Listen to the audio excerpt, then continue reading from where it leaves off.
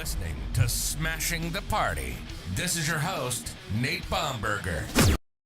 Welcome to Smashing the Party. Today I'm going to do some post-debate analysis. Holy shit! Holy shit! If you've been watching this show, you know I talk about the emperor that has no clothes, and I use very explicit references. They're Trump's ding dong swinging in people's faces, and everyone going, "What the fuck are you allowing that shit for?" And I know it offends some people, but I don't care. I don't give a fuck. I'm out of fucks. But last night was epic. Now, I want to kind of tone it down a little bit because the internet's been taking over. The memes are going crazy.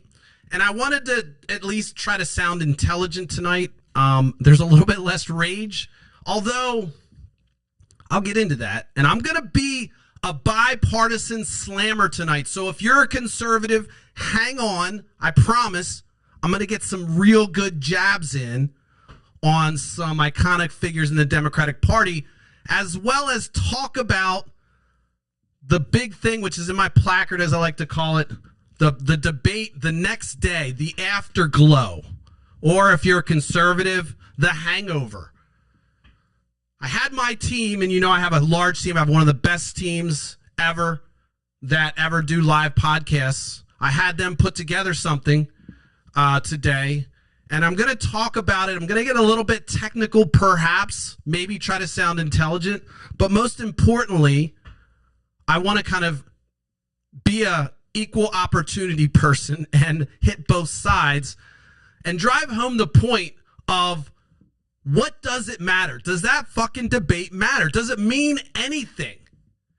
And I'm going to start off by kind of walking through some of the talking heads, what they've been saying. Lawrence O'Donnell pointed out that, celebrity endorsements don't do a lot. They also talk about debates. People, there's the undecided. There was an article in LNP of 10 folks that are undecided at this point. One of them being a longtime GOP person, which, again, if you saw that thread on LNP, I was like baiting her to come out because I needed to understand this. For me, it's super difficult to understand how somebody hasn't made up their mind quickly and what they're waiting for. And I'm going to get into that, but I also want to talk about the fact that I started early today because I'm going through and I have to come to terms, maybe a come to Jesus moment, where I just don't know if I can be on Facebook and Instagram anymore. There is no reason other than I realize that when I take breaks, I get a boost in my mental health. Even when I'm not looking, even when I'm not going into that, my kink and going into my forums where the retards hang out and busting their balls. I apologize, special needs folks. If you listen to the show, I don't care. That word needs to be brought back, but also not linked to those folks. Anyway, I wanted to just touch on the fact that watching last night, there was a lot of different folks that were taking, it was a bad shit show for Donald Trump. And, the question is, does that matter? What happens next? And the talking heads out there, as I said before, Lawrence O'Donnell said, well, celebrity endorsements don't mean anything. By the way, if you haven't heard, Taylor Swift came out right after the debate and endorsed Kamala Harris and Tim Walz. So that was a big deal. It was like Donald Trump's getting knocked around on the stage. And if you watch that, again, I don't want to take away the thunder from my ultimate point, but if you watch that debate and you didn't see kind of somebody in command, somebody who prepared, talk to somebody who got up there, didn't read the book, didn't read the notes, a la Nate Bomberger, high school, early first time at college, went to class thinking they're smart or hungover and drunk and didn't do anything and just living their life, whatever, going to school, standing up, having a speech, and then everybody in the class gets to drill you, and I don't know what the fuck the book's about. I didn't read it. And I have to present strength, and people are counting on me to explain this. And that's what we saw yesterday. There were so many things that led up to the debate where the expectations were set by both teams, and I can't tell you how loud my conservative friends were about how stupid, how dumb, using language like, oh, she blew her away the top. I had to block a couple people today. Look, I'm just doing it for my mental health. If I blocked you on Facebook, I love you in real life. I just don't want to know your opinions about anything. Literally, you are wrong on core issues, and I think we can be cordial in person, but it's just enough. I have to keep my sanity. But if you watch that debate and you didn't see, that there was somebody who came well prepared and somebody who didn't, I don't know what to say. But I do understand. It's so frustrating for people, I'm sure for folks on the left, for folks on the right, to watch the other side when you clearly know what's best and you clearly have a command of the issues, supposedly. We're not going to call out Dunning-Kruger effect, which is the idea that you know more than you are and you're an expert.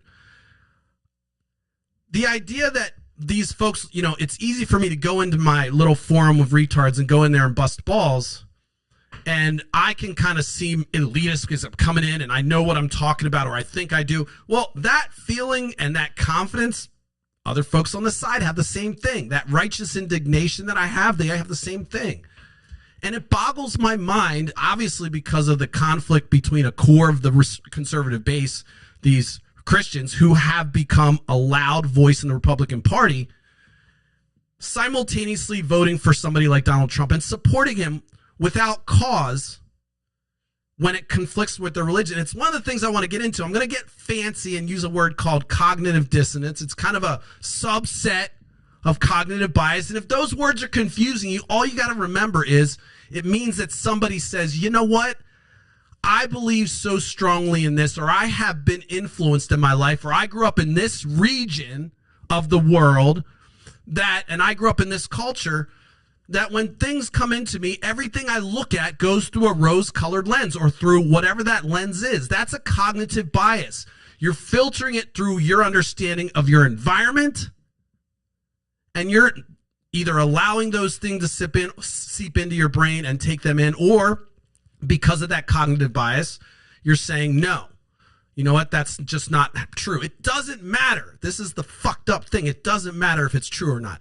If you've got enough cognitive bias, then what happens is you have, first, before you've decided you're going to reject or accept that information, you have another big word, which is cognitive dissonance, which means you have some kind of emotional reaction or some kind of deterrent or some kind of uptightness about what you're hearing. And so you really have, you can be physical, it can be internal, but your brain and your body gets in a position where you're uncomfortable.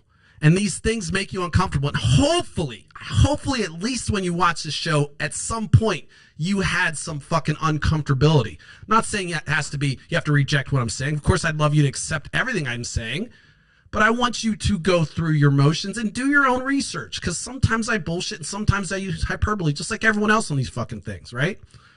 But what's important to understand is when you're faced with the truth or real things, and you continue to have that cognitive bias because you go through this emotional pain of whatever it is that makes you uncomfortable, to change your views, which is kind of wrapped under the umbrella of this big word, cognitive dissonance, then you've essentially rejected reality. And this is probably the core of what Emperor's Has No Clothes is about. It's about people wanting to believe so strongly that the motherfucker has a purple robe on and that his balls aren't sitting on my bridge of my nose. That's true. And so it doesn't matter the fact that their nose is all stinky and maybe they got shit in their face. They want it to be true that this person's not really doing it. It's my leader. So I did a little bit of research and I kind of wanted to know, like, all right, why the fuck does this happen? And it comes back to the debate, which is, does it fucking matter? Does it matter that Taylor Swift endorsed Kamala Harris? Now, I'm going to reference Lawrence O'Donnell again. He's an MSNBC contributor. You can go back into your Sean Hannity and shit. This guy, I'm just using this piece that he said. He made the statement that he doesn't believe celebrity endorsements are anything and they don't mean anything. And then there's other folks that talk about whether the debate happens, yada, yada. And I know I skipped that point. I'll get back to my LNP thing. Let me write that down. LNP. We'll forget. Put it into the comments and make sure I come back to it. But he made the statement that I think in this case, the Taylor Swift endorsement is going to mean something. And I'm suspect. I'm suspect of that, not because I don't think she's great. I think she's great. I think she's a beautiful woman. She's out there. She took ownership of her own album. She remastered her own shit, said, fuck you to the fucking powers that be. I mean, this was a woman fighting truth to power. So she's a queen in my book. And I'm not just saying that because she's a beautiful woman. I'm saying this woman did what no artist has done. And she said, you know what? Fuck it. I'm rewriting my shit. All 6 albums. I'm taking them back. You can't touch it. And your shit goes to, she basically devalued the folks that bought her original set. That's my understanding of it. Right? I watched the Taylor Swift special. I'm not like that much of a junkie. But again, and I'll just say this just to piss off the Swifties. I actually think the folks from churches are extremely prolific writers, and her voice and her tone is somewhat Taylor-esque and maybe even a little bit tighter. So I'm actually a fan of her songwriting more. I just said that to piss off the Swifties because I'm not a Swiftie, but I admire Taylor Swift with all my heart, but I also am critical of, I also am a fan of churches, and I've followed them, and I'm just like, those guys are just cranking it out, and the tone and the content's great. So anyway, I like to digress. I digress. So this concept of like, all right, we have these debates, we have these big events, and it becomes a rah-rah. I mean, as if you watched last night, I apologize about the sound, yo. I went into the office and I just had problems connecting, and then I didn't realize that one of my my items were muted. But you watch that, and I was watching in real time, and I was frustrated. I was screaming at the TV because I felt like they weren't allowing the same time. There's only a 5-minute difference. When you learn about it today, there was only 5 minutes longer that Donald Trump talked over Kamala Harris.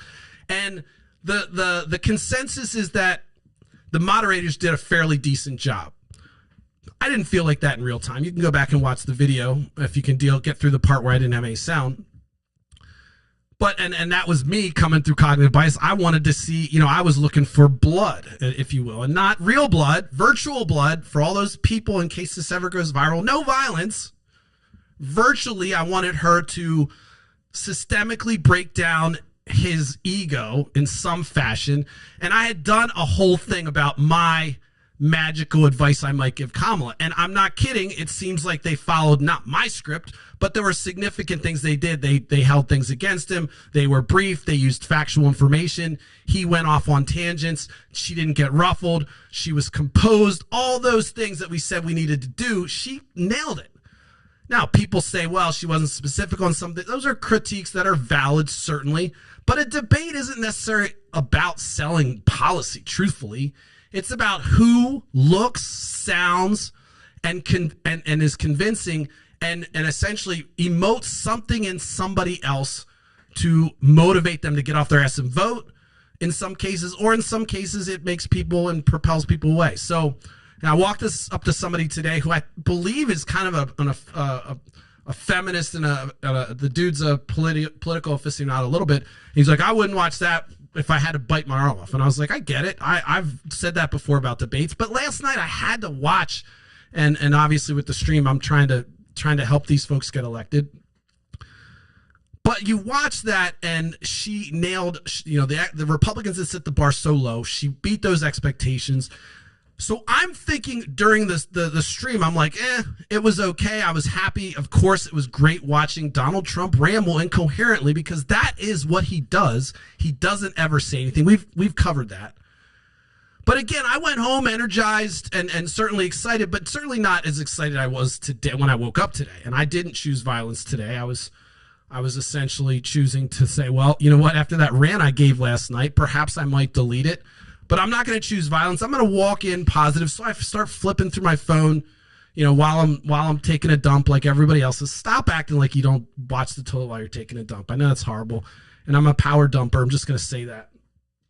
3-4 times a day. Good bowel system. Best bowel system you ever heard. I can't stop thinking about his cadence and everything else. I did it. So, and I know that you don't care about my bathroom exercises, but I'm watching, I'm starting to scroll through and I'm seeing this and I'm like, holy shit.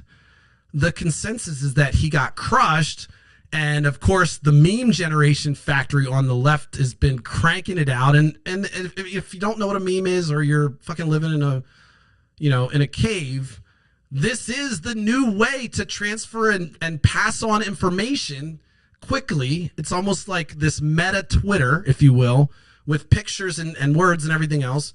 And as much as I despise having conversations when people use memes, I've done it myself. I use GIFs. I throw stuff out there because sometimes you don't need to say anything, and just the picture does say what you want, but it's always going to emote something in somebody. So memes are very, very targeted, and they emote.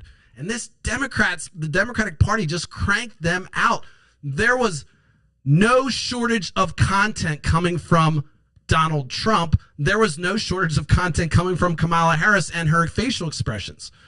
And so, you're scrolling through, and of course you finish your duty and you get up and you're just still like, wow. And you pop in and I have this over here and I'm looking at it and working and looking at it and saying, holy shit, this is devastating, right? And so I'm kind of getting excited, and I had to pull back and say, all right, well, that's because I was looking for the demise of Donald Trump. I wanted everybody to see what I saw the fucking minute he opened his mouth. Why I stopped watching Apprentice before I even decided running for office. I was like, he's a putz. It was entertaining. I love the ambiguity. I can't say that word. Of the problem, saying, hey, look, we have a random problem. Go to it. There's no constraints. That's what I loved about The Apprentice. And then it became more about Donald Trump and his family. He brought his kids on. It was just weird. And I started to see through them after looking at their social media. I'm like, these guys are morons. So I pulled away. So I was early, and I'm only saying that because once you get to a point where new information comes in, you can decide whether you want to accept it or move on. And this cognitive bias, this cognitive dissonance, these words I'm using, is part of the veil that can prevent you from seeing through it. And I would like to proudly say that while I love to stand on I told you so mountain, sometimes I hate it because I don't like to be right.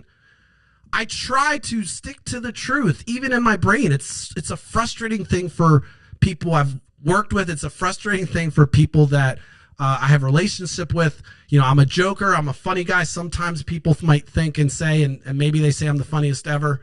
I did win most humorous in high school, so I have that going for me. But the truth is that I knew that all that stuff, all those emotions that I was feeling, all those excitement, was my own cognitive bias. And I would say that in the past, when I saw Donald Trump, I'm happy to say I've accepted and I've changed. I do change my tune if I get new information. I was a Republican.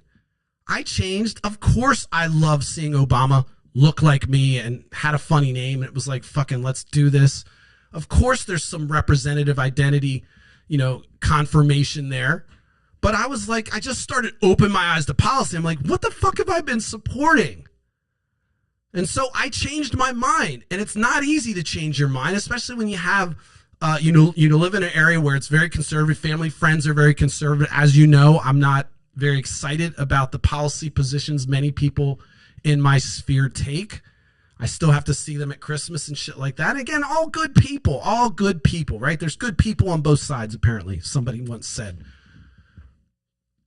But I think that you also have to be careful to not let that cognitive bias, even when it's bad, when it's good and you're confirming what you believe and it's truthful, sometimes that can make things worse. And so one of the biggest things that I was frustrated, probably my larger point today is that, does it make any difference? Do those two things which happened, which were extremely, they're easy to blow up and say how big the impact is. Doesn't matter that Donald Trump lost the debate.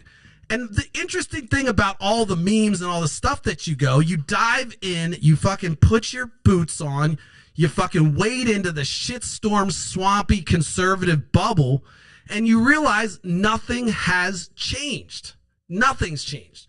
There's not been one budge. Folks that, I kind of went in and said, hey, she's going to get crushed. She can't speak right. She's going to, and I had one person, this is a small sample, one person who I know was going back and forth and jibber jabbing, actually said, I acknowledge she exceeded expectations and he sucked. And I was like, you know what? That person, I respect that. I even said, I've said, you know what? Good job. You called it out. You said the reality. And then they went off on some tangent about how she had questions. And then I'm like, oh God, okay. So this person had accepted that she had done better. She accepted Donald Trump sucked, but they had to fill in the blanks because it couldn't possibly go against what they knew and were so determined to pump out on the internet that she's an idiot and she only got there because she blows people. And that no longer stood, because now here she is looking articulate, looking like a queen, looking like she's commanding, like a dominatrix, beating the fuck out of Donald Trump, and he's not liking it. She's not listening to the safe word. She's literally just eating him up. I know, I got vicious there. And they still accept, the people on the fringe accept the fact that he lost. But then they've got to fill in, well, it couldn't be because she's actually competent. There's no way that she's competent. She has no experience. She hasn't done anything with her life. If I get to the point where I'm a senator, attorney general, and again, this never happened, I'm having no political aspirations, and I did all those things, and I walked into my family, and everyone said, you know what, you're not accomplished. And I was VP of the United States. I was the first black senator. And I feel like that doesn't happen. I think even the most conservative folks in my sphere would be like, damn, that's pretty impressive resume. He's a fucking idiot, they might say. He's crazy. He's wacko. He doesn't hold his tongue. But they're going to be like, damn, that's accomplished. And I use that. I kind of internalize that to say, how can you look at that and not see an accomplished woman? You might not like her. I don't like Donald Trump, but look at the fucking guy. He became president of the United States. I'm more frustrated with the spell that he's cast on the folks. And so that's kind of what I'm touching on too. So you have these folks that are on the fringe and say, okay, I accept she lost or she won, and I accept he sucked. And then one of the best ones was, it was 3-1. This came directly from Donald Trump. It was 3-1. They were all there to punish Donald Trump. This is his MO. He's got to be a victim. He's got to say he's a victim. I'm all sweaty in here. And so, of course, when you can't say, Donald Trump will never admit anything, even when he does, he'll deny it.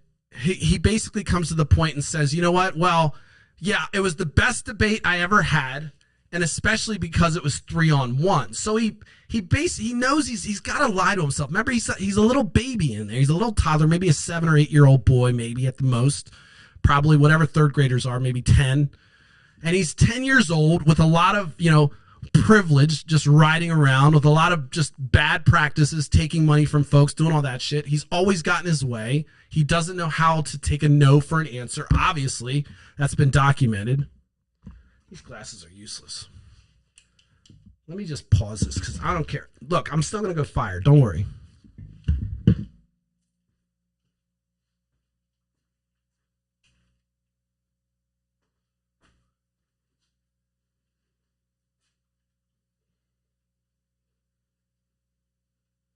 I'm here.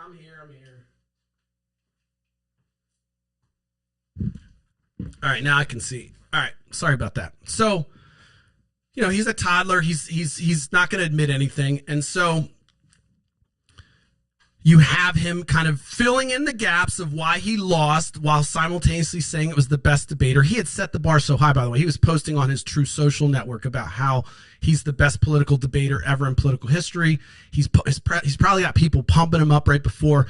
A narcissist has nothing unless they get that external validation. They can't generate it from within. They cannot.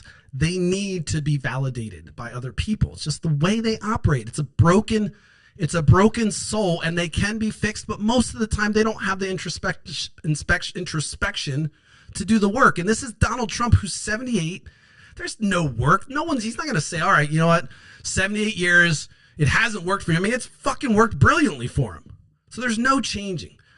But he realized that he does understand reality, but that 10-year-old boy has to protect himself. Whatever abuse or trauma he had, not feeling good enough, not getting daddy's love, whatever it was, he has to protect that at all costs, no matter what. There is no one more important than that 10-year-old boy inside Donald Trump. And so he's got to fill in the gaps to say, here's what happened, and then kind of try to paint reality. A narcissist thinks that by saying things or believing things, things will happen eventually, if they can even get off their ass to protect them or to get the gumption. Sometimes narcissists can't even get out of that cycle. So I'm not a psychoanalyst, but I think it's important to understand that Donald Trump might be above cognitive bias and cognitive dissonance, because it's not like he's got a bias. He's got a core, almost like a reflector. I mean, narcissist was a guy who really got off looking himself in the mirror. That's where the word narcissist comes from. And so Donald Trump kind of just looks at himself, doesn't see anything else. He doesn't like what he really sees, but he has to essentially he has to boost himself and allow external things. He has to hang around people and objects and things that make him look better. The golden toilet, the fucking lion, the weird shit. Look at this picture. Ooh, that's so opulent, and you're so rich, and you're wow. And this is like, okay, cool. I'm really insecure, but at least people think that I got it together because I got the building. I got my name in that building. I'm running shit in Atlantic City, even though it goes bankrupt. All that stuff's a facade for a weak and frail person. So I don't believe he has what I'm talking about today, this cognitive bias or this even an emotional response to new information. The biggest reason I wanted to touch on this was because it's what really swings what really pulls people out and changes minds. And I don't think it's a debate. I think it comes down to the fact that there's different ways people kind of suck onto that. Maybe they're not a narcissist. Maybe they're a liberal. Maybe they're a good person. Maybe they're you. Maybe they're me. There's different reasons why we kind of hold on to these core beliefs in the face of facts. And it comes a lot from your political leanings, which kind of stem from how you associate maybe your personal belief system with the political party that you're supporting. And so we often tie our political or our belief system to our politics. And so now all of a sudden we've got this fucking like, all right, first of all, I can do myself, just because people really get upset when I start talking about Jesus and Zeus and shit like that, especially the Zeusians. They go fucking nuts when I start talking about, oh, Zeus didn't really kill his father. And they're like, ah. So, I would say that my religious affiliation, spiritual, but agnostic, more like atheists, don't believe in any of the magic sky daddies. I'm sorry for that reference. And so everything that I hear, it comes through and I say, well, is that, I kind of question, is somebody making that up because they have some religious input there? So even when I don't try it, something comes in, I'm like, that seems like weird. That seems like somebody putting their religion. I mean, the 10 Commandments in the school, it's like, immediate reaction, right? I'm going to be like, no. Even if they said, look, we found data that says the 10 Commandments, for some reason in a classroom, it prevents childhood mass shooting. And I would still be like, I would probably change my mind. But I'm trying to use an example where it's like, I just think it's bad to have that in there. And what are we going to do? Put the Hindu and all the religious texts and commands up on the wall? Maybe we have a religious wall for everybody. It's too far for me. And so I might kind of question that data and say, what's the real reason? What is it? And then people might say, well, it's because they're God. When you put the 10 Commandments in the school, you're apparently bringing God. He rides around in 10 Commandments on posters. I don't know. So, that's just an example of how I might see things through my rose-colored glasses, because I'm going to be very suspect of things that I feel like are influenced by somebody's personal religious framework. I don't need your religious framework in me. I want to see people thrive. I don't have a psychopathy to hurt people. I don't have a sociopsychopathy or whatever to hurt people and see people in pain. There's none of that, because I don't believe in God. I don't need God to do the right thing. I don't need this old religious text that I'm not sure if you can even prove that any of those people existed. There's no graves, there's no sites, there's no memorials of anybody in the Bible. Yeah, you're going to say the little cloth that they found there, that's even been debunked now. So they're already saying, well, it might not be in. So I mean, Greek mythology, the Bible, I'm going to go far and say, dare I say, the Quran and the Torah. I mean, to me, they're all religious texts that could be good pieces of literature. So that bothers people. But everything then I see, if it's like, if somebody's saying, well, we need to do this, and they reference their religious script, my cognitive bias gets off. My cognitive dissonance comes in, and I'm like, that makes me uncomfortable. I don't buy that. Okay, that's an example. I would say, though, and I've argued that I've been a mind changer. I've changed my mind. I don't like to be wrong. I really especially don't like to continue to look stupid. And I feel that when you say something that somebody else can easily prove to be the opposite of what you're saying is true, to me, that's like the epitome of stupid. You have the information, you haven't changed. But that's an example. We can throw out all the examples that would offend everybody about religion and their religion and how they might feel when I use language that might, to them, despise it. This is a comedy show. Let's just call it that. So maybe you don't like maybe I'm not even funny, but I'm going to use the moniker of comedy so that I can say whatever the fuck I want and maybe offend people. I don't care. So I'm not preaching to anybody, okay? I'm not doing that. I'm not saying you're wrong by believing in that framework. I just have problems with it when that's the lens that you're looking at for other things. Now, you're saying, well, Nate, you're kind of trying to straddle the fence here. You're saying you have it, but we can't have it. I am saying that you can't have it. I don't believe there should be any influence of any religion. No religion isn't a religion. I'm not imposing that. I don't believe that everyone could survive without their religion. I don't believe there's many people, and there's people that live happy lives and thrive believing in whatever they believe, whether they worship rocks, crystals, Jesus, Zeus, whatever. So I'm not here to take that away. What I'm here to say is keep your rocks and witches and your Satan and your God and Zeus and all that stuff out of my sphere of public, of things that I fund. There it goes. There it goes. My camera froze. I think I know why it's freezing, by the way. I gotta watch.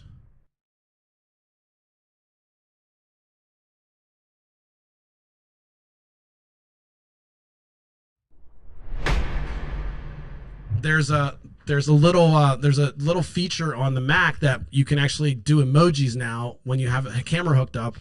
And so I got to make sure I don't give a thumbs up or do anything with my hands. So I'll try to keep them down. That's why it freezes, by the way. It's a cool feature when you have a correct camera hooked up. But anyway, all right. So I'm kind of waxing a little bit about this cognitive bias. Hopefully you're not lost.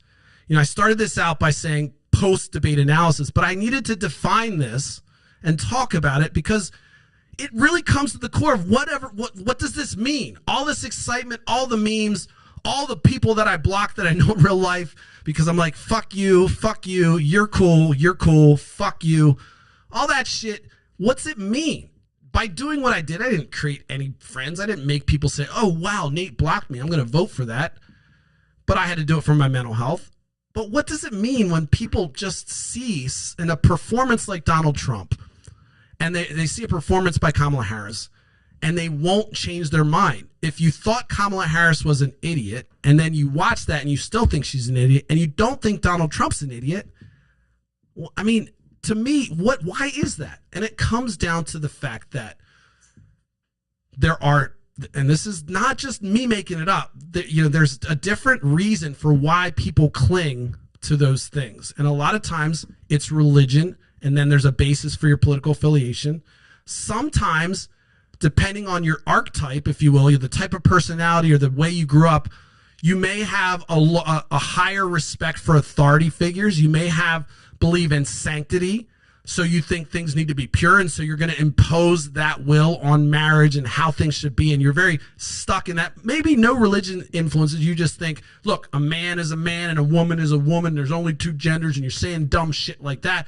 Or you go worse and you write a fucking book. I can't get over it. I just stop sending me links about people that are in my sphere that do crazy shit. I can't take it. I had to go through and find and make sure that there was none of that stuff, but it's offensive to me. It's super fucking offensive. It's super offensive. But, if you've got people that are so tightly held to sanctity, and perhaps that sanctity comes from their religion, but whatever it is, they're just like, you know what, things should be this way. I got people in my friends list that I've worked with at UPS that are just like, I'm not religious. I know they're not religious. I party with them. They don't give a shit about Jesus, Satan, whatever. but they're like, this is a boy is a boy, a man is a man. It's like they're holding on to sanctity, and anyone that breaks that sanctity, it doesn't matter what's reality or not. They're not changing their mind. It doesn't matter. So I'm going to say right now, no one changed their mind. Oh, shit. See, I made a fucking hand signal. Damn it. I need to turn that shit off.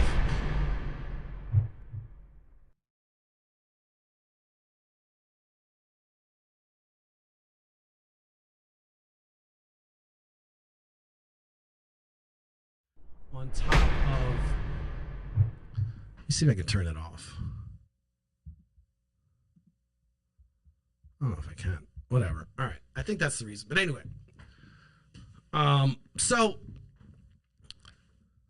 back up. Where was I? All right. I was talking about,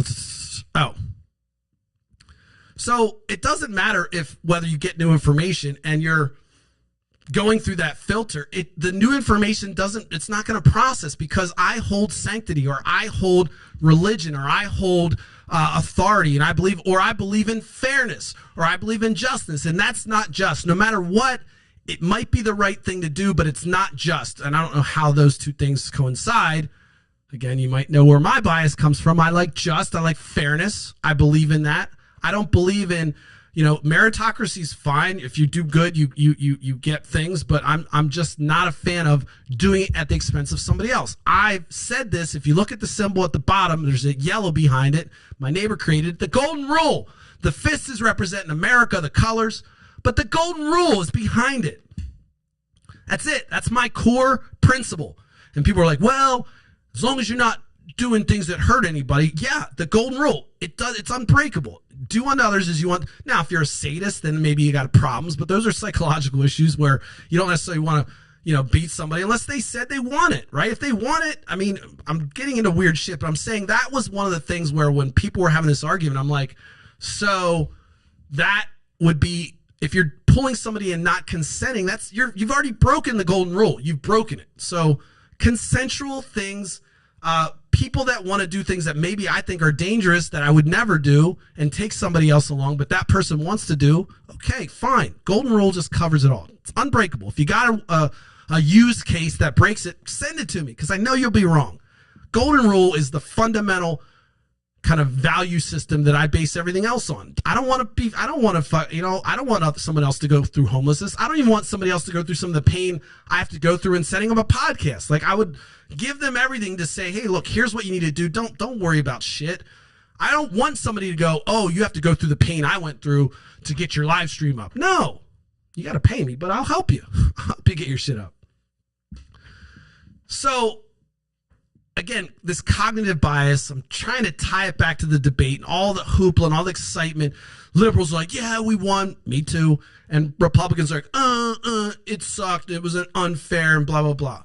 And it makes no sense to the folks on either side. It makes no sense that they don't see what I see. It makes no sense to them that I don't see what they see. It makes absolute zero sense that they don't see what I see, right? So this is the core of what I'm talking about here is, what changes? What's the real change? Sometimes for some people, it's not data, it's not facts, it's experience. Republicans and Democrats, but mostly Republicans, because of how those ideologies align, they believe in sanctity, they believe in authority, they believe in respect for systems and frameworks. They're not ones to want to change things. Hence the word conservative, conserve, keep things the same. They don't want to see things change. Things are fine, usually because things are fine for them. Now, they get married, they go off, they write stupid books about gender, and then one of their children ends up wanting to have a transgender experience and say, look, I've had dysmorphia, I don't know who I am, I'm actually this person. Now, perhaps, but I question some people, perhaps they say, you know what? All those things I wrote and all the hate that I wrote, I now have it in my family. I experienced it now. And then that's when you see folks like Dick Cheney, who has already made some changes with his core ideology of his party by accepting his daughter. So he was an easy one to flip, I think, easier to flip to vote for Kamala Harris, because he's already made significant changes and allowed his core beliefs to be pulled out and stripped away when faced with facts, because he has a lesbian daughter. So now all of a sudden, You've got Dick Cheney, who is one of the first people that are old school OG Ronald Reagan Republicans coming out for Kamala Harris. And I can guarantee you that Ronald Reagan will be coming out for Kamala Harris. No questions. He was a Democrat first, by the way. Google it. Motherfucker was a Democrat. He was an opportunist. He also got bought and paid. And, you know, he wasn't a bad guy. I would take Ronald Reagan today over any of these motherfuckers today. And he was horrible. And he essentially changed the fabric of America. True story. Stop acting like it's not. Those facts I hate when people are like, oh no, corporate hood came along. Well, it's always been, no, Ronald Reagan was kind of a shill and changed the whole world. And for conservatives who love money, power, sanctity, religion, all that stuff, it was a boon. He especially embraced the religious right. So they're tied to Ronald Reagan no matter what. But I can guarantee you, Ronald Reagan, if he popped up out of the grave, he wouldn't be like, all right, guys, let's support Donald Trump. No fucking way. No fucking way. Don't insult him by saying that. Don't insult MLK by saying he would, you know, I see people sending me MLK shit. I'm like, you fucking serious right now? MLK was along the lines of your boy Jesus. He was like, look, you got to look out for the least of us. Let's share. He was probably a democratic socialist more than he was any fucking kind of capitalist. He wasn't like, oh, let's exploit people and let's get labor and we can make money and we can do things and we can build technologies and send people to the moon. He wasn't like that. So don't go repainting people. But this is what happens. Going back to the Dick Cheney point, this is what happens when you already have the ability to make significant changes in your core beliefs. You can then say, and especially if you're principled, you can say, you know what, this no longer follows my principles. I'm not tied to this team. I can make a change. But most of the people in America, most of the people in the world are tied to these beliefs. They cannot be changed because they're so core. And that cognitive dissonance, that dissonance, I'm really talking like Donald Trump right now. The cognitive dissonance that they have is something that becomes an emotional repellent for anything they want. It's the what do they call it? What do my researchers call it? The backfire effect. So when people are presented with facts that contradict their beliefs, they double down. No, there's no God. Absolutely, there's a God. No, there's no evidence. It doesn't matter. Faith is the substance of things hoped for and the evidence of things not seen. Yada, yada, yada. I've got a retort. I've got a whole book of scripture I can retort in that are essentially objection handlers for this use case. And so no matter what you say, I'm not going to change my mind. And so it backfires. I'm trying to change your mind. And I realize I'm causing a lot of backfire effect when I go into those forums and I start beating up on the retards verbally. Verbally, of course. And I'm not proud. And they're not retards. They're people. They're just low IQ. So they're not retarded. They're low IQ folks that don't have the ability to change. But when they're presented with facts, they double down. I see them, you know, you can see the key little ... and they go running off and they come back with some fucking AI generated shit or some YouTube channel. It's like, here, look, see, blah, blah. And this YouTube's like, the world's burning down. I'm like, no, it's not burning down there. Yes, it is. See, I'm like, no, it's not. Look outside. It doesn't matter. Here's a fucking thing. I mean, perfect example is the globe, the flat earthers. I mean, holy shit, right? I mean, what is the famous tweet one of them posted? We have the largest amount of flat earthers on the globe. This organization has the largest flat earthers on the globe. It's like, okay, you're talking about globes, motherfucker. Like, how the fuck are you doing that? How are you saying it's flat by calling it a globe? Are globes flat now? Are they discs? Are discs floats now? Or globes? What the fuck? Like, that's cognitive dissonance kind of wrapped up in a tweet. We, the flat earthers, believe that our group, the San Francisco flat earthers, are the largest, most respected flat earthers on the globe. Boom. Get the fuck out of here with that shit. Doesn't even make sense. They don't even see it. So they don't have the ability to even process the language that they're using because their beliefs in what they do has been tied to their identity in that case. And so they've essentially said, you know what? If I lose my flat earther status, that this belief that I've come up with that I feel empowers me to know information other people don't have, who am I? Right? And so there's a little bit of identity issue going on here when you make a change. When I went from a Republican to a Democrat, I lost a huge swath of a conservative sphere. I'm going to call my family and friends from now a conservative sphere.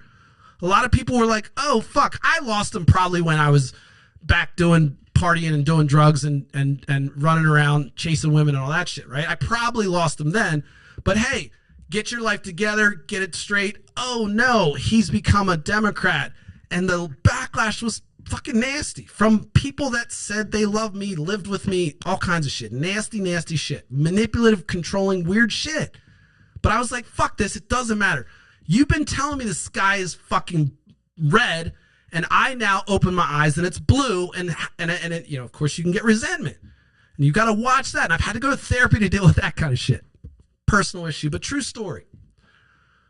So people tend to favor things that confirm their bias, right? It's called confirmation bias. And what that means is you essentially try to wrap yourself around things that are going to reaffirm your belief in whatever it is. So this is why we talk about bubbles and we talk about people going to church and community. And churches are designed this way, right? It's not a bad thing. Communities are designed this way. They're designed to embrace you and then reaffirm your membership in this community, right? And so you end up staying in that community because that community continues to reaffirm your identity and your bias, and it feels good. And so I'm part of this group. I'm part of this flat earther group. It's fantastic, right? I mean, they all think like I do. We're all discovering new things. We're breaking ground on this concept of flat earth. And meanwhile, they're surrounding themselves with other flat earthers. And so the goal is to grow the community. And, you know, some might call it a cult, but essentially now you got everyone around you reaffirming your cognitive bias by confirming everything that is right or wrong about that community. And so people tend to stay there. As I said before, the other kind of high level concept with this whole cognitive bias is the backfire effect, which is what politicians want to avoid. You want to avoid pissing off somebody on the other side, doubling down to where they become motivated to work against you. And I know for a fact that a lot of things I say online in these groups that are a little bit uncensored and kind of free flowing, it really creates a backfire effect where people really reaffirm, and they've got to go out and search and seek in the nooks and crannies, in the dark edges of the web. They find something that confirms their bias, and then they go and report it back to me. And they're like, see, I found this nugget that says if you fucking stand on one leg for long enough, you actually grow 3 inches and your other leg will shorten up and blah, blah, blah. And see, even though science says everything else, I've found it. I've been on this. You're uninformed. Backfire. Boom. The other thing that people do is they anchor to certain things. And sometimes it might be an identity or a person or a politician or a belief. And they're tied to it. So it's like they cannot detach themselves from it. So you can watch the debate and say, you know what?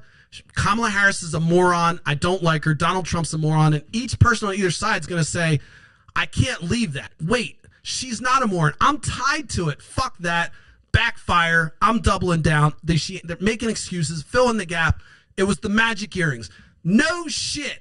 One of the favorite memes that come out and was the magic earring theory, that she had magic earrings on that essentially she was getting fed probably from George Soros or Barack Obama, and they were feeding her the answers. Or, you know, it was that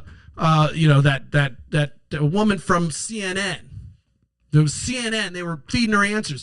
I mean, ABC probably feeding her answers with those magic earrings. And so somebody took the time to create and take the Tiffany earrings that she had in, by the way. Tiffany, tell me how I know that. They were Tiffany earrings, and they took those and they kind of photoshopped it and showed that it was an ear, and they took her ear and they blew it up, and she might have had a hair strand hanging over one of her ears. And they said, see, there's the microphone that she had. And so, because there's no fucking way this woman could be smart, because everyone else, my authority figure that I respect, my anchoring ability, my anchoring bias that says that I'm essentially tied to this, the right party, that's the right party for God and Jesus and everything else. Everything that I know says that she couldn't do this. And when she does it, there's a reason for it. And I found it in nooks and crannies. It's magic Tiffany earrings, and they are basically feeding them information. And Trump didn't have that. And so therefore, I'm tied to it. So I'm not going to change my mind. Nothing changes. The one thing I threw out there was the Dunning-Kruger effect. When this is the internet, this is a fancy word. 2 psychologists came up with this idea. It's where you have a tiny bit of information. For instance, and I use this one all the time to describe people in any domain. It's like, all right, I did a Google search on COVID vaccines. I found a video from RFK, he's a Kennedy. and I found that the COVID virus is, it's a joke, and the vaccine is a joke. And so I then now have enough information to go and teach other people about what I know. And so I'm now an expert with very little training. By the way, Dr. Fauci's an idiot. He's a moron. He doesn't know what he's talking about. I did research, and I know that he doesn't know. I mean, he's only head of NIH. He's only been studying vaccines. He's only been creating vaccines for years and years and years. But guess what?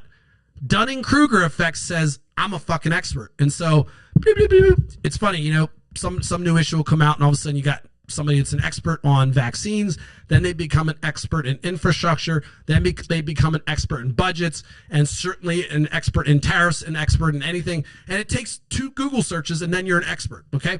2 Google searches, and you're a fucking expert. That's the Dunning-Kruger effect. So we've got confirmation bias, which means I'm going to hang around people and things that confirm what I'm doing and make me feel good about who I am and what I stand for, because I'm surrounded by other either intellectuals or morons. And if I get new information that discounts or is supposed to dissuade me from it, I'm going to make sure, because I'm so tied and anchored to this belief, that I'm going to double down and I'm going to reinforce to myself that, hey, this person, and often they'll ostracize the person that's giving them the light. Hey, this vaccine's going to help you. No, RFK told me vaccines don't work. I'm trying to help you. I want to save your life. I'm going to grin and bear it. I know somebody locally that died because they wouldn't accept it. I know many people that wouldn't accept the vaccine that end up getting COVID and changing their tune. Now, that one's an easy one because that's experience. And when you have health issues, as you know, I've had with tinnitus and other shit, you can really quickly kind of have a perspective on what's real and not, and you can quickly throw away your cognitive bias when you're going through the experience. When the experience is happening to you, it may not be the child that turns gay that changes your mind. I know having a gay child or 2 doesn't change your mind on how you vote. I know that. It doesn't matter because some people are anchored to their core beliefs. They don't get outside. They don't see the world. They don't see how great and difficult and the wide spectrum of people that are out there. And so they're left with their own bubble. They go back to their confirmation bubble where they stay and they hang out with all their friends that think alike. They go to church. Everyone there thinks alike. They're feeling safe. Oh, here comes Nate saying you're fucking wrong, and it's whacked out. I promise you, it's whacked out. The world's a beautiful place. People of all genders, all sexual identities, all that stuff exists. And it's not my business, but it's a wonderful cornucopia of people. I don't know why I said cornucopia. I just love that word. Remember when I learned it, I was like, oh, that's a word. Cacophony is a good one too, I think. If I say it wrong, tell me. But so you're kind of tied to that. So you've got this other, besides anchor, you've got this, hey, I have a little bit of information. I'm an expert. These are the toughest people to deal with because they can quickly learn oh shit, don't freeze. They can quickly learn a new topic, I quote unquote, and then they can become an expert. So one day they're an expert in tariffs, the next day they're expert in economic policy. And most of that comes from their secret stash of inside information that they're getting from their community. And then anybody else kind of is wrong. Which leads me to my last and final point. There's 5 of them, by the way, if you've been keeping track, which is the herd mentality. People want to be part of something. And so you move with the group. They can't, getting outside is means you're isolated. You're not, it's scary out here. Wait, let me run back to my safe space where people reaffirm the bullshit that I believe, and I'm safe there. And so I'm going to herd and congregate with folks that believe that. There's nothing wrong with congregations and churches, by the way. I'm just using these examples. This is by design. This is why they call them community. That's why the pastor wants you to come to church and not just sending you texts of the sermon. You go there because they want you to be part of that community. People that think and believe similar ideas. It's not a bad thing to be with people that are thinking and doing the same things. It's not a bad thing to have the desire to be a part of a larger group and feel kind of a safe community. There's nothing wrong with that. What's wrong is when faced with facts and you don't change your mind, that's when you have to start, and most people won't do the work, you have to question it. And I fucking did the work. And that's what's so disappointing with people that are in my sphere is if they did the work, they could fucking also get out of their bubble and enjoy the wide array, the wide kind of spectrum of joy that life brings you. I'm not trying to sound poetic here. I'm serious. Like there's people in my sphere that are locked down in their bias, and it's sad to watch. And so help me, if something becomes discovered, everything explodes and their world's torn up, and they live this way for whatever reason. They continue to live that way, continue to surround themselves, continue to attack others that have different beliefs. And they do it all under the name of their fucking religion. So what does that do for me? Cognitive bias, Nate. What's his cognitive bias? Religion. Wait, what the fuck are you talking about? So you're telling me that your religion makes you hate these people or makes you want to control women's bodies? Bizarro shit, right? It sounds bizarre, but when you're in a bubble, you're safe. One of the core driving factors of all this shit is that identity, wanting to feel a part. And, you know, I told my wife the other day, I struggle to join new groups. I struggle in communities. There's reasons for that. It has to do with my intellect. It has to do with my ADHD. It has to do with my anxiety. It has to do with my cocktail of choice, you know? And so I get nervous and weird around groups. And then when I'm a part of a community, I'm always suspect. So I'm not a very good community member in certain regards because I'm always questioning the driver of the community. And so communities don't like to be questioned. You know, if you're in a cult and you start going, you know what? I don't think I'm going to drink the Kool-Aid. You're probably going to get murdered because what do you mean? We're at this end. We're at the end game. You got to keep believing. And so I'm the guy that's like, I don't know if I'd even get to the Kool-Aid, but I promise you, if I'm watching people fall over and seeing people throw up, I'm probably waiting until the end if I got to that point. But I have a natural distrust, which isn't a good thing. I'm not suggesting you follow my lead, but it does provide me with an ability to kind of enter and exit, unfortunately, for some people. And it's not against any individual, but it allows me to enter and exit communities and kind of assess them and kind of, you know, good or bad, be objective about it. And oftentimes you don't need objectivity to feel wanted. And by the way, this isn't a cry for help. I have friends. I got people that love me and all that stuff. I'm trying to articulate why ultimately nothing changes with a debate that gets you all excited and hot and bothered, whether good and hot and bothered or bad hot and bothered. So conservatives are probably hot and bothered, pissed off. Liberals are just out, you know, having a bukkake party. So it's just like, what does it change anything? Well, everybody on both sides is in their confirmation bias, right? They're in their little hood. They're in their little community. And certainly when I watch Donald Trump and people say, oh, he's a great orator, he's going to beat everybody, and I watch that, I double down. I'm not actually having to go out and get data, by the way. I just say, really? That's amazing. So all these things that I'm talking about, I'm not standing on a pedestal saying I'm not affected. But there's a vigilance that needs to happen, meaning you keep your eye on what's coming in, what's coming out, and where you're getting your information, and questioning the motives and the intentions of people. And so today, you know, I find out new information about the intentions and motivations of folks that are in my sphere, and I'm like, you know what, I can no longer allow that into my life, because that negativity and that mindset, it can't go. And these people probably are like, oh my God, I can't believe you blocked me. It doesn't mean I don't like you in real life. It just means that, you know what, I don't need to have your opinion infecting me. And it actually creates more resentment watching you, knowing these things happen, knowing you do these things and seeing you. And I'd rather not know that, rather have a cordial relationship and everything else. And I'm really working through this. I promise you, if you see me and you're on the other side, I have a lot of friends that are Republicans. They like me. I'm nice. We get along. I don't follow some of them on social media. Okay. And that's the reason, because we keep that separate, and that's okay to have those kind of relationships as well. Nothing wrong with calling somebody out. There's nothing wrong with hanging out with Republicans and Democrats hanging out with Republicans and vice versa. There's nothing, you know, I'm not trying to say, hey, stay in your lane. I'm actually saying the opposite. Get the fuck out of your lane in this regard. Get out of your lane, find a new bubble, pierce another bubble. Go to a drag show if you think they're so bad. Go to one. If you think they're so bad, go to one. You don't know because you haven't been to one. If you have been to one, okay, maybe you can articulate what you're not comfortable with, and you can make a decision not to take your children there. Fine. but pierce the bubble. Try something new. I'm serious. This is literally how we can experience life at a whole new fucking level.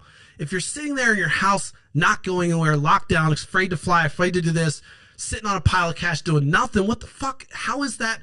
How are you embracing what life has to offer? You've created a bubble for yourself and you're stuck. You don't even know it.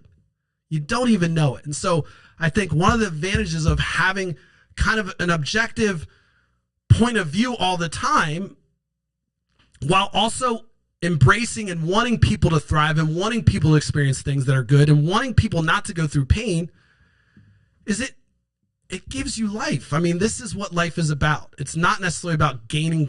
When you find out people are living life to gain, you talk to anybody that has it all. They never get it all. They're always missing something. And people that don't do the work and then go for money or material things, they're not going to have what it all. That's why the people, hey, you're a rock star. No, why did you end up dead? Because why did Jimi Hendrix end up dead? He had everything, right? Did he? What did he have? He didn't have everything. There was something missing there, and he was chasing it. And as I said before, I've been a recreational party guy all my life, but I also have always been vigilant about what does this thing do? Does it control me? And sometimes I catch it early, and sometimes I don't. But you have to do the work, and you have to always be introspective. And this is why you're probably like, dude, what the fuck? Why when a debate comes on, and I applaud the gentleman who said, I can't deal with it.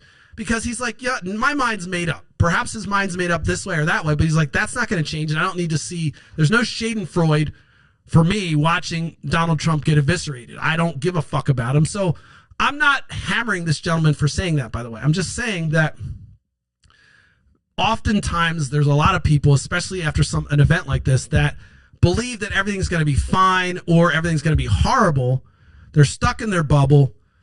They don't make any changes. They haven't really saw the situation for what it is. They didn't really see what it was.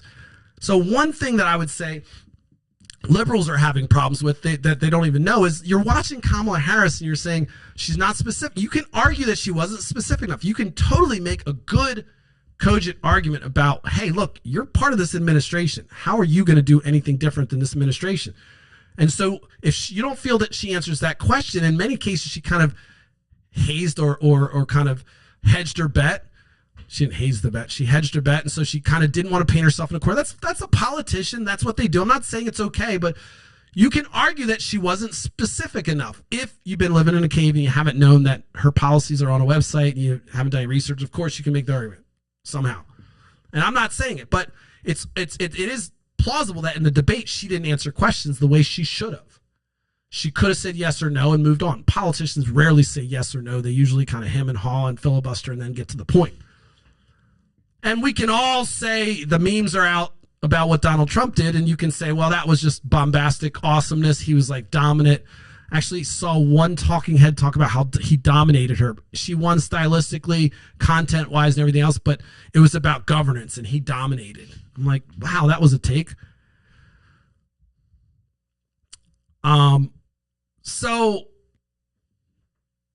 back to the point, and I know I'm just kind of waxing all over the place, but I want to get to this core point is, does it matter? Did it move the needle? And I'm going to say, I don't think it moved the needle much at all, if anything. It might have pulled off the fringes where like, I'm leaning over this way a little bit. I'm going to go over. And not if you're a 30, 40-year GOP operative that suddenly, after Donald Trump's first election, now all of a sudden you're not sure. It's going to take a lot more convincing than a fucking article in LMP and a couple fucking mean tweets and a couple responses. I just don't see that. I actually would say that if you are a longtime operative in a political party and you've watched a candidate completely shit the bed, and then you come to me and they have an opportunity to get another term, and then you say, well, I'm not sure, and then a candidate comes along who's highly qualified, does better in every sense, doesn't do the things that you think are horrible, and you say to me, well, I'm not sure, and I say, why? And you say, well, I need to see the debate to change my mind. And I'm like, I don't know, man. I don't know. What is it? What did you need? What do you need to see from a debate to change your mind? Now, this is me though, right? And so that's why we have different people. These are my ideas. And there are people that really do say, I'm so close to voting for her. I just don't feel comfortable with Donald Trump. And I just need to see that she's not stupid. And maybe that's what it was, right? I'll give the benefit of that. Maybe they're like, you know what? Everyone says she's stupid. She can't talk and she can't deal with it. How's she going to deal with a strong man? Well, Trump's a strong man. He wants to be. And boom, she did it. Okay, you know what? All I need to do is see her do that, and I'm in. Okay. I'm wrong. Okay, I just walked myself through logically of how somebody who was undecided could say there's just one thing I need to confirm or reject before I move and change my decision. Fair enough, okay? There you go. You watched me in real time change my position on the undecided woman. So I'm going to go back and right now and say to the person, if they watch this, okay, I'd love to know where you stand now. If you're still undecided after this debate, I don't know. I'm wondering, what is it going to take? Are you wanting to see the persistence or waiting for the other person to fail and then confirm? Sometimes people say, you know what, I'm undecided because they're scared of the repercussions. They know how bad it is deep down in their soul. They're anchored to it. And so they're waiting for something to confirm that they're anchored properly. So maybe some people say, I'm undecided because they're ashamed to vote for Donald Trump. And they want to see Kamala Harris fail, and then they can say, you know what, that was such a big failure. I'm going back to what I want. And so that's another way. It can go both ways. So who knows? I'm not going to say this person's name on my stream in case someday this gets 10 billion hits. But who knows? Who knows? Who knows? Possible. But all of it rides under this bias of what does it do? Does it change the needle? Okay, Nate, I got excited. Tim over here is pissed off. But now Tim, backfire effect, he's now going to the Trump campaign saying, fuck this, man. I'm so tired of these liberals. I'm going to work for Trump. Even though that was a horrible thing, even though it violated all the principles, they've decided now to be motivated. And so the backfire effect is what you don't want to trigger when you're a politician. And I know I've been triggering some people to get off their ass, which is fine in some cases, right? Maybe they have to go through a couple terms to and get in the political sphere. But the problem is then they go to their bubble. They go to, for instance, a person I went to high school with. I'm not going to say his name, but he happens to be on the Hempfield board. Complete more, oh, you'd have loved the first meeting we had. I'm not going to brag about it, but it was awesome. We had a reunion and tried to walk up and shake my hand. I don't, look, if you're going to try to bash black people and try to take black history away and you walk up to me and say, hey, man, how you doing? It's not going to be a fucking fun time. Okay, it's not going to be a fun time for you. It doesn't matter who it is. Doesn't matter if 50 people behind you and it's just me. It's not going to be a good time. There's no threat of violence. It's just you're going to embarrass yourself because you're going to see a side of me that's going to essentially, without touching you or saying a word, make you understand that you've crossed into different space. Especially when you're coming at something that's part of my fucking identity that's been vulnerable and kind of oppressed and taken advantage of even today. I mean, look at that football player. By the way, that's an interesting one too, watching people say, oh, this football player, I would have got shot if I would have said stop and banging on my window. Motherfucker, you could walk around with an AK-47 and get fucking put back in handcuffs. I mean, didn't that just happen?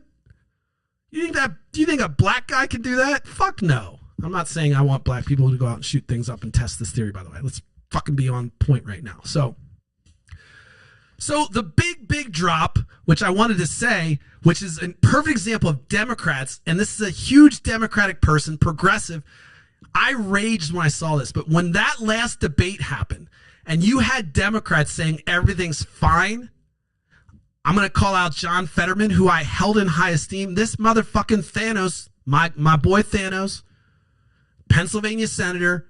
We watched the debate with Joe Biden. He goes out and tries to shame everybody for saying, stop it. Let it go. He's totally equipped. It's all right. No, bro. No. I don't give a fuck if you are Jesus. When I watched the Joe Biden debate, the only debate I've ever seen that was worse than that was the recent one, which I didn't think I didn't think you could top that. I didn't think you could make an entrance into a political debate worse than what Joe Biden did.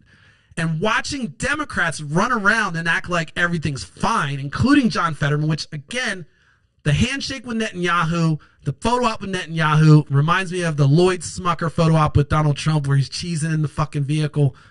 It's like, bro, you know how silly you look? You know how silly this is going to look in history books? I mean, Jesus, you're fucking a congressman. And I say the same thing that John Fetterman. When history writes itself hundreds of years later, when the Palestinians have their own area and they've actually integrated and they have allowed, like they did the first time, multi-diverse and multi-racial religious society, and I believe they will, people are going to look back at this time and say, how is he supporting this? Oh, shit.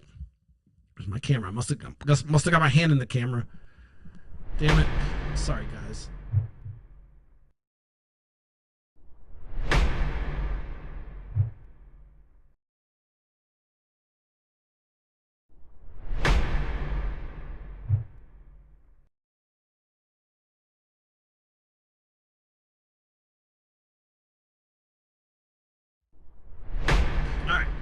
But I think it's interesting because, hundreds of years from now, when there's peace in the Middle East and there's, a multiracial, multinational, multi-religious area, and the world's kind of become this Star Trek place, they're going to do some history looking. They're like, wait, so this one party was funded by this huge lobby that essentially dictated everything that could be said. What's this one guy? What's this picture with this guy that claimed to be progressive and for the workers? Why is he handshaking what probably will be billed as a war criminal? Why is he taking photo ops with him? And I would say, why did you tweet all that shit about how anybody in the world, even if you don't speak the language, you could watch the Biden debate and say, guys, this is not good. This is not good. John Fetterman ran around and said, oh, everyone, it's fine, blah, blah, blah. He's come back. I embrace him. I don't hate him.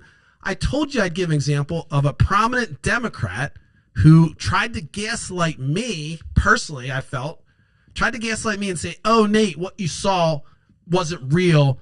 And his cognitive bias was trying to throw that on me. He was anchored to Joe Biden, the working man Joe Biden. So he was anchored to it. So the thought of somebody else taking that place just wasn't tenable for him. So he went out on a limb and put himself out there and said, oh, no, everything's fine. Are you fucking kidding me? What it tells me about John Fetterman is that when he's faced with new facts, he runs through the same script that my low IQ folks do. They cling to their beliefs. They cling to their religion and guns. Huh? Sound familiar? This is real shit. This is why Obama said it. But he clings to his belief that Joe Biden is the answer and it can't be anyone else. And somehow he's tied himself to that and he won't let it go. And so he's out there trying to shame other people for saying, hey, look, I'm not going to let Joe Biden's balls in my face like the Trumpers are, and you're trying to tell me that Joe's going to sit on my face. No, I'm not doing it.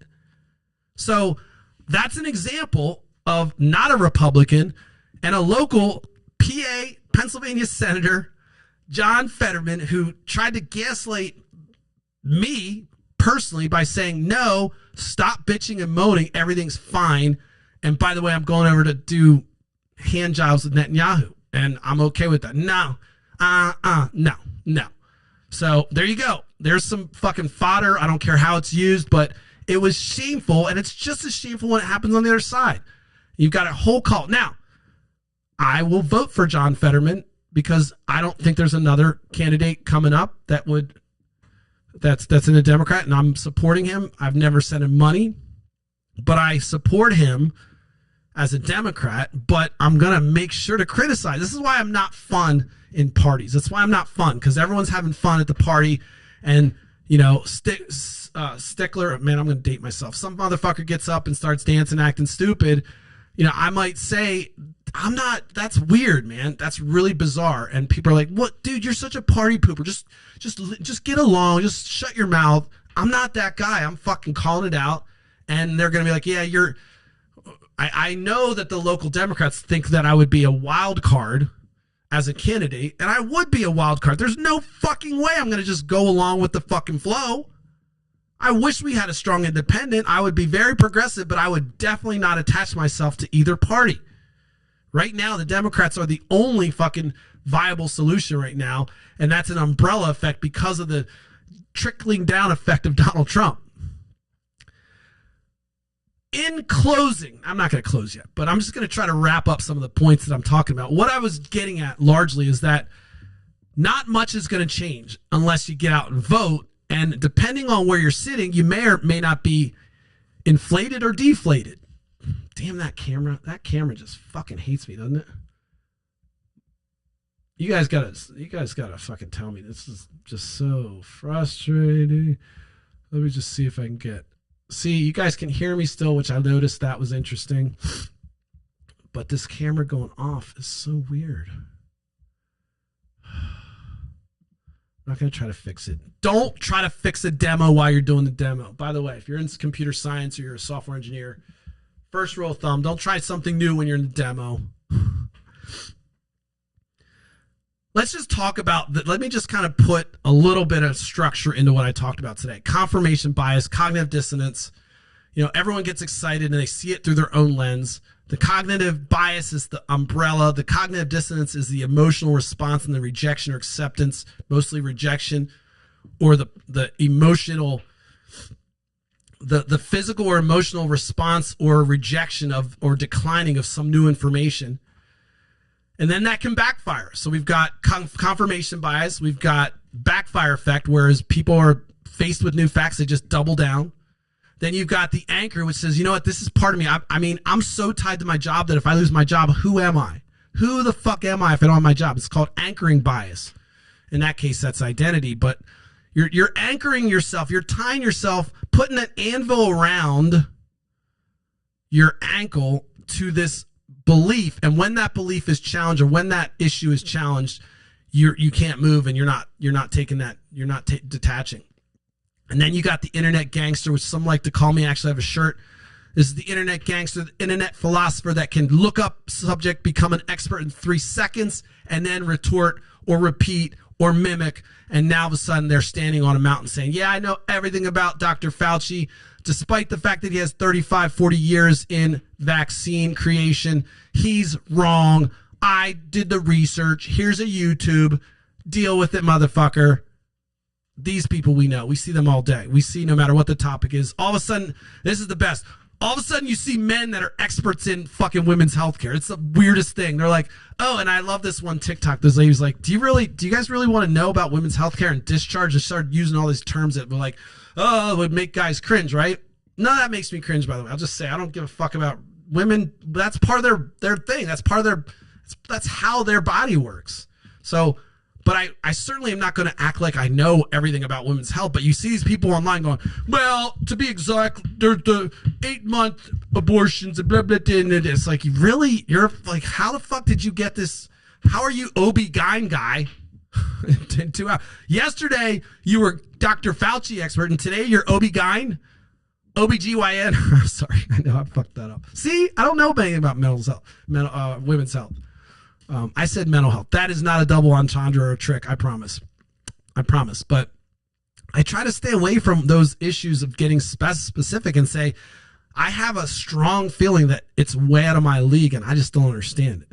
And part of getting around your cognitive bias too, by the way, is accepting that you don't know everything. Because otherwise you fall into the next thing, which is the Dunning-Kruger effect. You're an expert, you don't have enough information.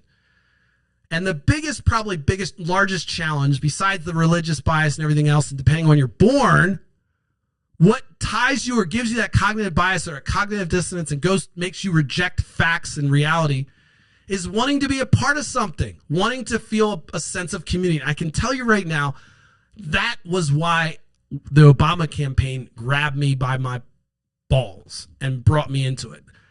They had little campouts where they were like, all right, well, we're going to just have our little website kind of made by like Facebook, and we're going to set up little communities. And I went to some stranger's house down the street. I ended up making good friends with a former veteran. He ended up getting on stage with Obama. I'm still affiliated with him. I'm still friends with him. I still have respect for him. I would have never met him, but I ended up going to, I think it was his house. He had Obama was telling people, look, host a community event, host an event, tell people in your neighborhood, you're going to have a meeting, you're going to talk about it, and here's what you can talk about. And people are like, oh my God, that's so weird. No, this is coming from a community organizer. It was amazing. I felt as I said before, I'm not a community guy. I was like, holy shit, I'm fucking part of this campaign. And I was a volunteer. I got to meet Obama 3 times. Pictures. Yeah, it's awesome. It's fucking awesome. I got to meet him. I fucking remember my name. I'll tell you that story. True story, true story, true story.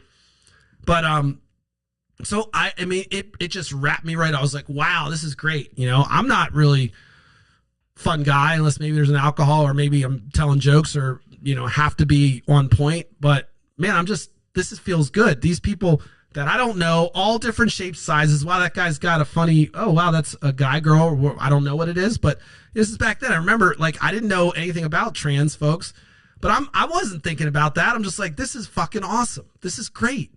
This is cool. And I ended up doing stuff. And so that little tidbit was one of the reasons why the Obama campaign came out of nowhere.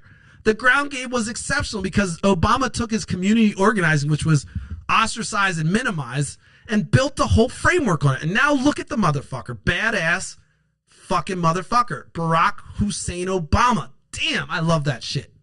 President. That community was built. And it was built and they designed it that way. And they said, look, we're going to make sure that you embrace your community. You create little groups and little pockets and little bubbles. And you get around the herd mentality by bringing new people. I was a Republican and boom, of course, I'm not going to lie about the fact that I loved seeing a black biracial president who was half from Africa and half from America, like me. I love that. But certainly the way that the campaign was structured, it got around the herd mentality by saying, look, you can be part of the herd. Oh, you're part of the other herd? Come on in. Come on in. So we all want to feel a part of things. So the debate's not doing any of that. So the debate doesn't make you feel a part of something unless you're saying, oh, I feel a part that we're right. So it almost divides everyone. No one changes their mind much except for the fringe people that maybe need that one confirmation that says, all right, I want to really confirm that Donald Trump's afraid of women and he can't act like an adult when he's around a woman. Okay, you know what? He can't act like an adult around a woman. What is he going to do with all these women leaders out there? He loves strongman. I just needed to know that and confirm it. I'm out. Okay, fine. But in the totality of things, it's very small. I don't think it moves the needle much, and I think the work has to be done. So I said all that only because I thought everyone's doing post-analysis on how bad the debate was and how awful they were, but I wanted to talk about really what's the result of it? What's the big picture of where that lands America, where that lands you, where that lands me? How do we move forward? What happens now? Ooh, the polls come out. If you're poll chasing, get the fuck off that rainbow. Get off that train. Because I tell you, I rode the polls with the Hillary thing, and I mean, disappointment drove me to putting myself on the internet and talking and yelling at the clouds, as you see now. So good or bad, I don't know. But be aware of it. And maybe you never heard of this stuff. Maybe all the words sound foreign, and I'm trying to be fancy. I'm not trying to be fancy. I'm trying to help you understand that we all have this shit. Look at the logo. Live by the golden rule. Start with that. I don't care what religion you are. Start with that. Would you want somebody to do that to you or think about you that way? I don't like my gay daughter. I can't talk to her anymore, or I love talking to her, but I know she's going to hell because she's a lesbian. Would you like that to be said to you? How would that make you feel? How the fuck would that make you feel? Your mother's saying that, your father's saying, you know what, I don't accept my daughter because she's a lesbian. And then I embrace them, I break bread, but behind the scenes, I'm praying because I know they're going to burn in hell. You know what? All that facade of hanging out and congregation, you know what? Your daughter goes behind the scenes. They loathe. They may have problems forming relationships with other women because they're scared, because they have this voice in the back of their head that something's wrong with them. Even though there's hugs and kisses and hanging out and breaking bread and all this shit, and we're borrowing money and sharing all this stuff, behind the scenes, it's corrosive. It's still corrosive. So what the fuck's next, right? Well, I'm hoping that I'm wrong, and I'm hoping that perhaps the entire country has opened up their eyes and they're like, no more balls in my face. Emperor has no clothes. But I'll have to revisit that fable. I don't remember how it ends, but I believe it ends with people just saying, holy shit, he has no clothes, and then continuing to fake it. Because even though they know it, they're too ashamed and they're anchored to that belief and they can't move forward. Listen, that's my show today. I don't know what you thought. Leave me a message. There's no messages, so I don't have to report. I want to also say thank you to everybody who reached out to me and tried to help me with my sound. I know I was struggling and I was really passionate. I'm really glad that my sound wasn't recording for some of that because I was lighting it up. But I appreciate it. Look, the other thing I want to say is I'm going to give myself a little time, and this isn't an airport. I don't have to, what's the statement?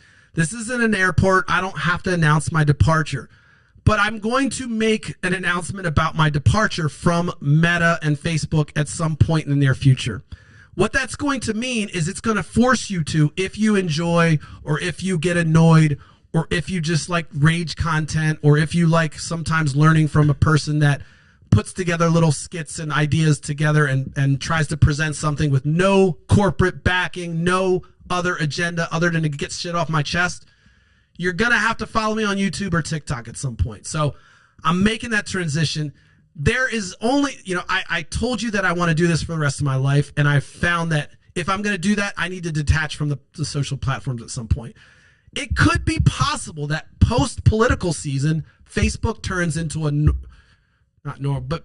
less of a hellscape than it is now. But right now, I know from friends, I know from foes that it is not a good environment. I'm not saying I contribute to the good environment all the time, but I just don't think it's going to be somewhere I want to sustain or even give them my money, especially knowing some of the censorship that they're doing, both sides that they do on to their large followers. Andy Borowitz, I've made a couple posts, Heather Cox Richardson, both two liberal folks that have millions of followers that quantified that they're being, as the Republic, I hate to say shadow banned, but they found that like you have 1 million followers, you'd think you'd get, 10,000 views, and sometimes they get 1% of that. And so they know something's going on.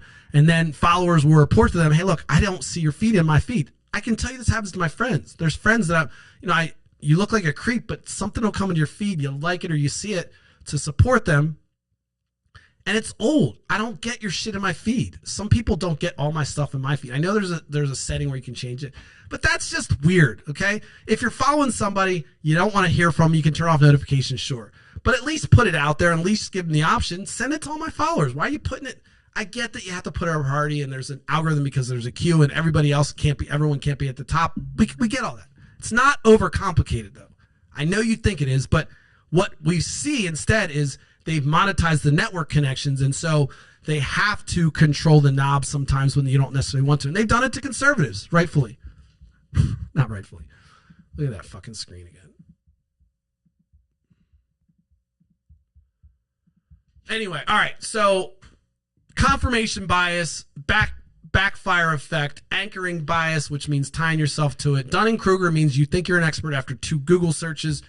And the herd mentality, meaning we all have the propensity to want to be part of something bigger. We want to remain that's as part of identity. We tend to cling to groups. And so if you're aware of these things, it may not change how you feel about anything. As you know, I'm not trying to make a convincing argument about Donald Trump in this session. I'm not trying to make a convincing or persuasive argument about Kamala Harris. I'm just saying that maybe once you understand these things that you can start to go, oh shit, you know what? The sky is blue. And I just really wanted it to be red because everyone told me it was red. And you know what? Now that I kind of get a feeling for what cognitive bias is, maybe it gives you more tools to do some analysis and something called critical thinking, not critical race theory. Fucking people, calm down, conservatives, critical thinking. Okay, I know you get all wound up about critical anything, so this is critical thinking. The critical thinking. Last but not least, again, I love when people kind of reach in and I find that people are listening when I didn't know they were listening or watching it for certain reasons. And so there were several events last night. People reached out to me, several people, more than 5, reached out to me and said, I want you to do the bait. And it was why I was trying to get ready. So I was like, oh, wow, that's cool. People I didn't heard from. People's telling me things. And so I just want to say that always gives me a boost and makes me feel like, I'm not just talking to the clouds. Somebody's listening. It's nice to have people listen. I'm human. I like to feel a part of things. I like when people say, hey, good job. I'm not a very good, I'm horrible at taking criticism. So that's why I keep my page criticism free. But I want to say thank you, and I love it. And so hopefully what you guys can do for me, if you really appreciate it, go to my YouTube channel. Look, I don't even have 100 followers there. I'm okay with that. I've got data that shows that people would listen and watch and all that stuff. So I don't need that, but I would love for you to move over to YouTube so I can make that transition a little faster. I would say that if I was able to get 1,000 followers on YouTube, which isn't a lot, I'm not quitting my job to do YouTube with 1,000 followers. But if I get to 1,000, it's like an instant move. Like I don't need to be on Facebook anymore at all. And I'm sure that by saying that, it's not going to do good for the algorithm, truthfully. But it's that I don't see Facebook and the way Mark Zuckerberg has handled it and the reasons, even the core reason why he created the platform. It's bad. And I feel like I'm contributing to the badness by even putting content there. So I'm walking through that. Don't hold me to the fire, but that's where my head's at. So I want to thank you for going right now, hitting the subscribe button if you're watching on YouTube. It's under the live tab. If you go to the Smashing the Party, it's under the live. So you'll see all my videos. I did just go right. I don't edit shit. You can argue I need an editor. Send me your child or not child. Send me your child. Sounds horrible. Send me your college student or whoever that wants to do videos and they're okay because they're just thinking, wow, this guy's the next fucking Black Rush Limbaugh, and they want to work for me and they want to do it for free. I know that, and I don't do slave labor, but I'm not paying anybody right now to go and edit my videos. So they're raw. They're raw, but they're all there. I'd say 95% of the videos are there. I pulled a couple, but I appreciate if you go there and subscribe, and then I can make this transition better, faster, and get off the hellscape that's Facebook, which isn't good for any of our mental health. Thank you for listening. Hopefully you enjoyed it. Leave a comment. Send me. A lot of you guys like to message me personally. I love it. And actually, I'm going to say, I know people that normally message me have started to post things on the page, and I don't want to beat them up when we have different opinions, but I really appreciate it. I really do. I know it's not easy putting a challenging point against me, and I know people do it, and I'm working through that of leaving it, especially if you've been a long time listener or whatever. I try to allow certain freedoms, even if we're opposed ideologically.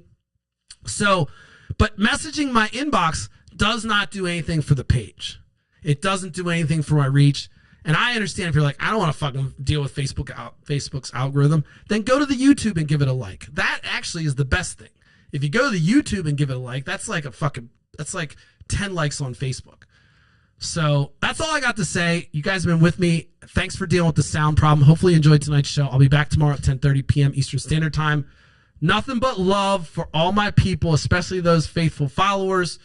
Let me see if I can get somewhat of a exit that looks reasonable. And then we'll go from there. And I'm going to peace out. Nothing but love.